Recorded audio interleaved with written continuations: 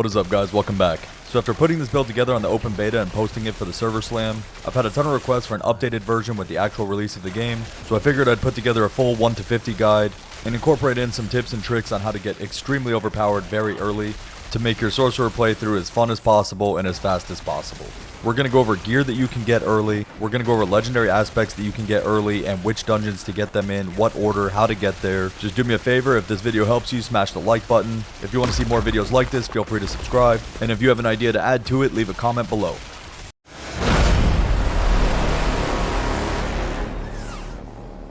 Now the very first thing you should do upon reaching Kyovashad is head southeast to the Dead Man's Dredge dungeon. By the time you finish this dungeon, you'll unlock Ice Shards, and you unlock the offensive aspect of Piercing Cold, which allows your Ice Shards to pierce and do more damage.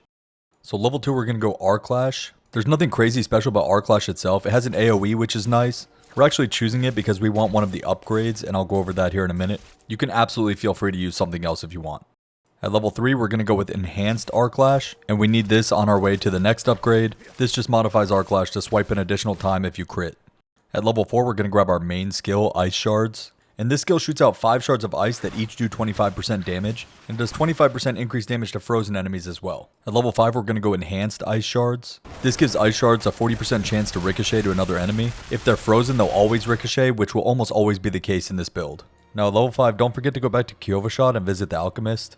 You now have access to craft weak Iron Barb elixirs. This will increase your armor by 50, thorns by 25, and experience by 5% for 30 minutes. I generally recommend just crafting a bunch of these and then holding onto them and keeping them up all the time for the experience bonus. The defensive bonus is definitely nice too. At level 6, we're going to grab Flickering Arclash. With this upgrade, you get 6% extra movement speed for 5 seconds for every enemy you hit, up to 18%. This is incredibly useful, and it's why we're using Arclash early. At level 7, we're going to take Greater Ice Shards. With this build, we'll almost always have a barrier, and with this upgrade, when you have a barrier, Ice Shards will treat enemies as if they were frozen. That means extra damage and tons of ricochets. At level 8, put a point into Teleport. All the way back to Diablo 2, this was the main reason to pick a Sorceress. This is a great movement skill, and we'll also be using it to generate barrier later. At level 9, we're going to put a point into Frost Nova. Aside from Ice Shards, this is the most important skill in the build. Using this skill will freeze everything around you instantly, so we'll be using it for crowd control, generating barrier, increasing our damage output by a ton, and increasing our AoE by a ton, allowing all these Ice Shards to ricochet everywhere. At level 10, we're going to spec into Ice Armor. This directly creates a barrier of 30% of your base life, and then 5% of all the damage that you do while it's active will be added to that barrier. This is a very strong skill and it's very important on hardcore. At level 11, we're going to take Enhanced Frost Nova. This is a really powerful upgrade, so now when you kill enemies that are frozen by Frost Nova, it'll reduce its cooldown by 1 second. And you can reduce it by a total of up to 4 seconds. And if you use the skill right, you'll almost always have that 4-second cooldown reduction. At level 12, you're going to take Shimmering Frost Nova. We're only using this early on and we'll respec it later. But what this does is it'll give you mana for every enemy hit by your Frost Nova. You then use that mana to shred the frozen enemies. At level 13, we're going to take Hydra. You can replace this with any other damage spell that you really want. But after testing, I personally still feel that Hydra plays the best role in the build for this. Using this is also just a great quality of life way of applying burn. At level 14, you're going to go Enhanced Hydra. And while you're healthy, this just adds a 4th head onto your Hydra. There's also a legendary that lets you have 2 Hydras active, which is an active 8 heads attacking. At level 15, put a point into Flame Shield. This is another optional but recommended skill you could replace. Unless you're on hardcore, then I highly recommend you keep it. It makes you immune for 2 seconds and burns enemies around you. More importantly, if you use it in your enchantment slot, it can literally prevent you from dying once every 120 seconds. At level 16, take Summon Hydra. This makes your Hydra heads burn enemies for an additional 12% of their base damage over 6 seconds. This is a really easy way to apply burning that will turn into mana generation and healing later on. At level 17, we're going to take Enhanced Flame Shield.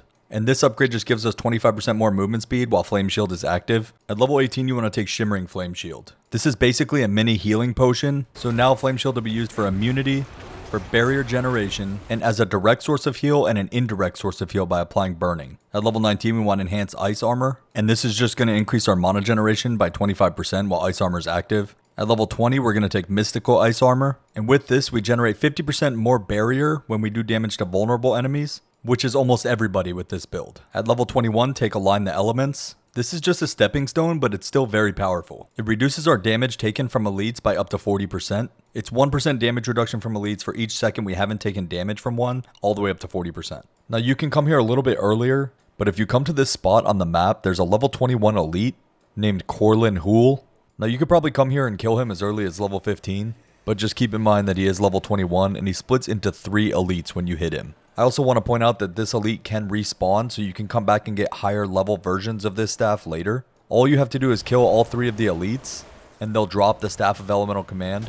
Now in my game, they kept respawning without having to leave. I don't know if this is a glitch or if you guys are able to replicate this. But anyways, I believe this is the best leveling staff in the game, especially for a hybrid build, because every time it drops, it's going to have the same 3 modifiers on it, and that's going to be fire damage, lightning damage, and cold damage. And being fire and cold hybrid, this basically increases all of our damage by a significant amount. And since they scale to your level, you can always come back and get a higher level one at any time while you're leveling. At level 22, put a point into protection. Protection is one of the best defensive skills in the game right now. Every time we use a skill with a cooldown, which is the majority of our skills, we get 10% of our maximum life as a barrier for 2 seconds. So we could just rotate our 4 cooldowns and keep barrier up almost always. At level 23, put a second point in protection. This increases the barrier from 10 to 20% of our maximum life. At level 24, put a third point into protection. And now every time you use a cooldown, you will have 30% of your maximum life as a barrier for 2 seconds. That means with all 4 cooldowns, you have more than double your normal health. Now again, the way I recommend using it is to rotate it so you almost always have barrier up.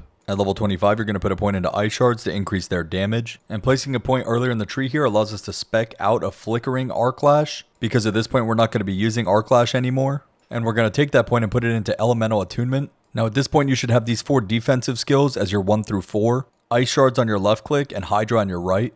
With all the Ice Shards going out, you should be critting quite a bit. And Elemental Attunement is going to give you up to a 5% chance to reset the cooldown of one of these defensive skills every 10 seconds. Which means a lot more mana and a lot more barrier. So then at level 26, level 27, and level 28, we're going to put all of our points into Ice Shards. This should put you at the maximum rank for Ice Shards. And this is important because this is our main damage skill. So now for every 30 mana, you get 5 shards, each doing 35% damage. 25% increased damage to frozen enemies, which is almost everybody. Ricocheting all over the place to additional enemies. Bringing back cooldowns faster, generating mana faster. It's just the best damage skill in the game for a sorcerer. At level 29, put a point into Permafrost. This just raises the damage against elites from our frost skills by 5%. At level 30, put a point into Hoarfrost. This raises the damage against frozen enemies by 6%. And the damage against chilled enemies by 3%. At level 31, put a point into Frigid Breeze. With Frigid Breeze, now hits against vulnerable enemies have up to a 20% chance to generate 5 mana. So once we have this skill, we want to respec the point that we put into Shimmering Frost Nova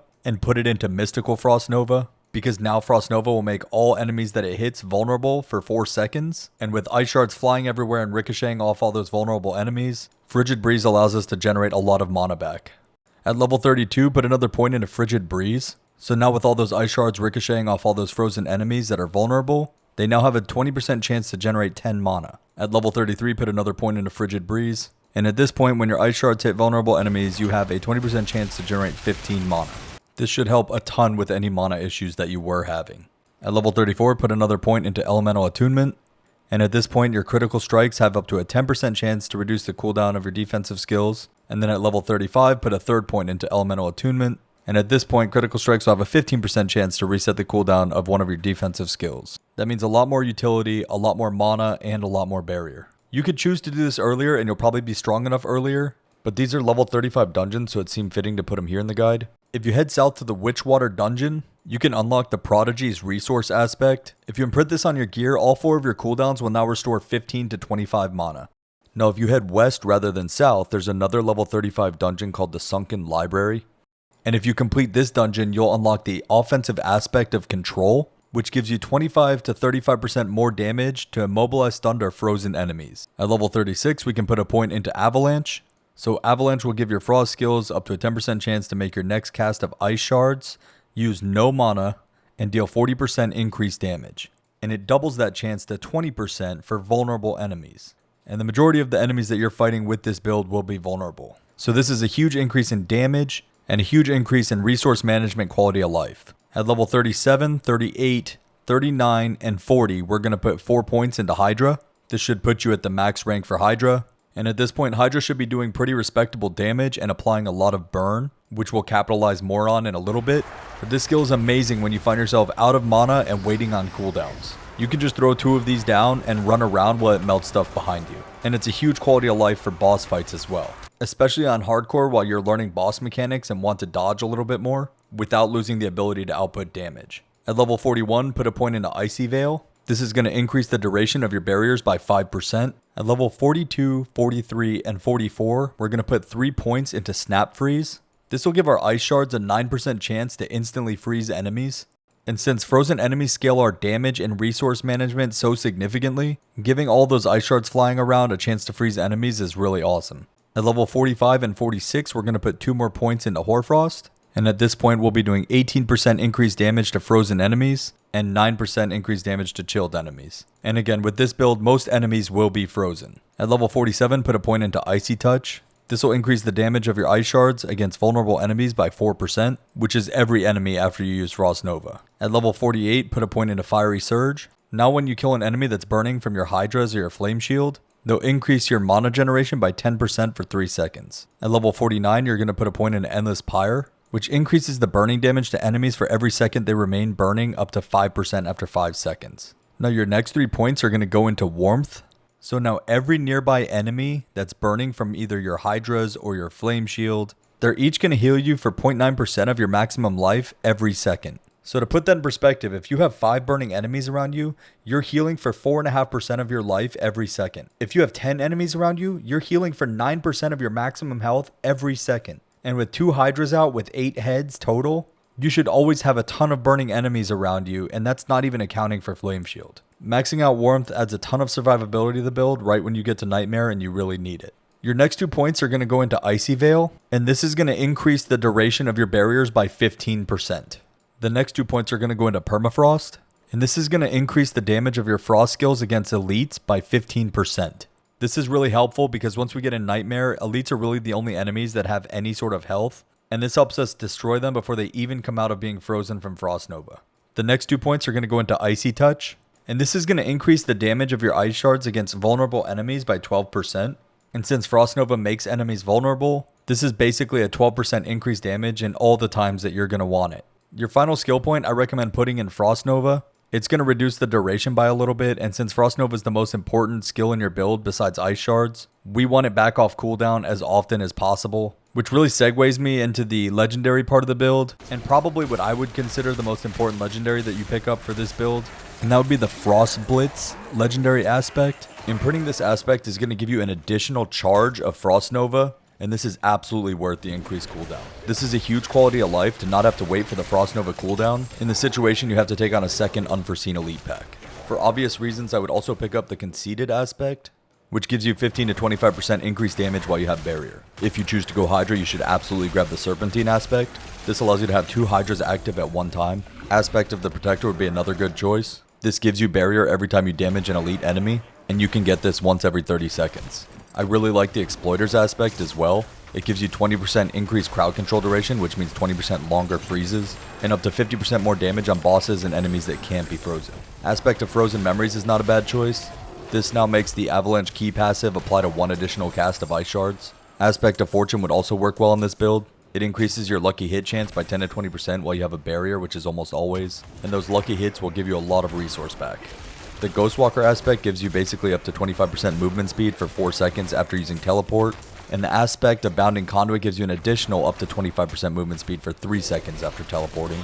Now obviously the last 2 aspects would find most of their value in speed farming, but I definitely recommend you put the rest into the build. Now for enchantments, I highly recommend that you use Ice Shards and Flame Shield, but if you're not on hardcore or you want to switch things up, or early on, we'll go over a couple other ones. So early on, Fireball is actually a really good choice for clearing. It sort of creates a chain reaction of explosions in packs, because every time you kill an enemy, they explode into a fireball of 50% of its damage. The Ice Shards enchantment causes Ice Shards to automatically fly at frozen enemies, which puts out a lot of extra free damage. Now when you take fatal damage, the Flame Shield enchantment automatically prevents you from dying. Frost Nova is a cool enchantment. It makes your Hydras automatically create Frost Novas and freeze enemies, which then triggers the Ice Shards enchantment. The Blizzard enchantment's not terrible. Every 15 seconds you get a Blizzard that follows you for 6 seconds, and this can also chill and freeze enemies. Alright guys, so I think Anika's Claim is still the best place to farm Legendary solo in Diablo 4. So here's my guide on how to farm that. It's exactly the same today as it was when I posted it. Thanks for watching. We'll catch you guys on the next one. Stay dangerous.